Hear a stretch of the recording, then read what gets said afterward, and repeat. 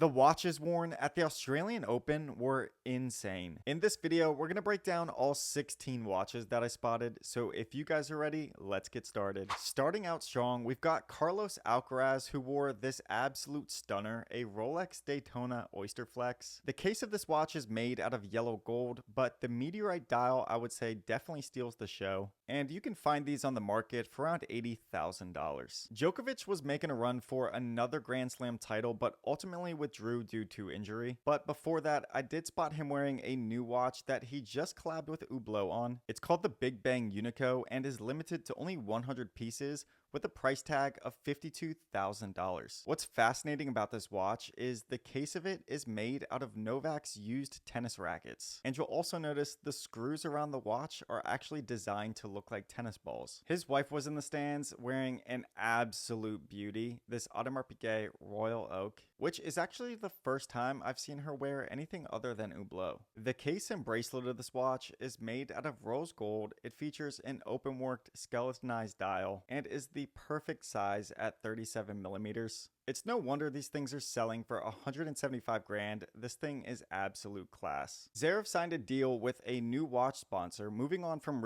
Mille and now signing with Jacob & Co. Unfortunately, he did lose in the final, but that's definitely some good publicity for the brand. To be honest, I actually really like the look of this model. This is called the Epic X Skeleton and is made out of titanium. And for a retail price of 24 grand, I don't think that's that bad. Debatoon is sponsoring a lot of tennis players. You've got Jess Pegula, Emma Navarro, and Tommy Paul. This model is called the DB28XS Starry Seas, and it's made out of grade 5 titanium. The wave-like dial is designed with what's called a random guilloche pattern. That's the first of its kind. But what might be my favorite thing about the watch is its open case back and its super futuristic design. These retail for $90,000, but I'm curious if they're that comfortable to play tennis in. Tommy Paul wasn't the only one to play while wearing a watch.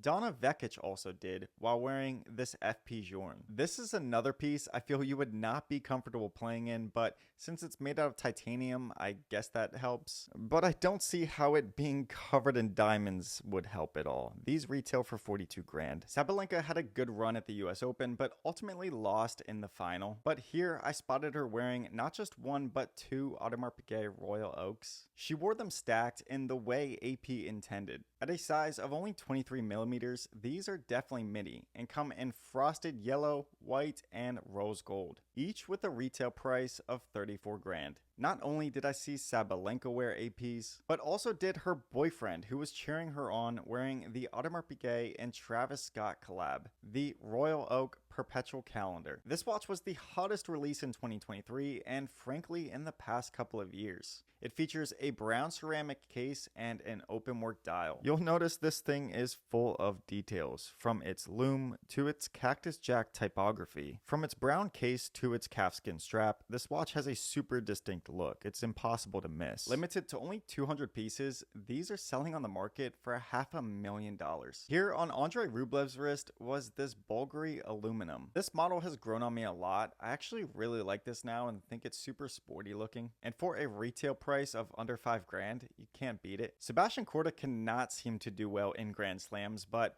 he's still got a partnership with Mille. This is the RM 6702 Italia edition. The 6702 is one of my favorite models from RM. I love how thin the watch is. The case is made out of carbon TPT, but the market price will set you back around 300 grand. A Vacheron Constantin is not a watch you typically see being worn at a Grand Slam, but I am in love with it. This is called the Overseas Perpetual Calendar, and I think the blue dial is just paired perfectly with the rose gold. I mean, on the wrist, this thing looks absolutely stunning. If you wanted to find these on the market, expect to pay about 95 grand. I'm always in love with the Beauvais watches that Medvedev wears. On his wrist here is this Recital 12. For a retail price of 35 grand, I think you're getting an absolute stunning looking piece. You've got a skeletonized dial. This watch is made out of titanium, and all around, I think it's super well designed. Coco Gauff rocked this Rolex that she pretty much wears at every event, which is the 36mm grape dial Oyster Perpetual that you can pick up for about 8 grand. Now, this was pretty cool to see. This was the first time I've ever seen a Jaeger LeCoultre Reverso being worn by a tennis player. What I love about this watch is not only do you get a beautiful looking dial on one side of it, but flip it over and you get this insane looking skeletonized dial with its chronograph function, all for a retail price of 25 grand. Yannick Sinner is looking unbeatable. He took home his second straight Australian Open title, and you may have noticed on his wrist was this Rolex Daytona. It's not as in your face as Carlos Alcaraz's Meteorite dial, but it's still a classy looking piece. This is the new reference that released in 2024. It's made out of rose gold and has a market value of 42 grand.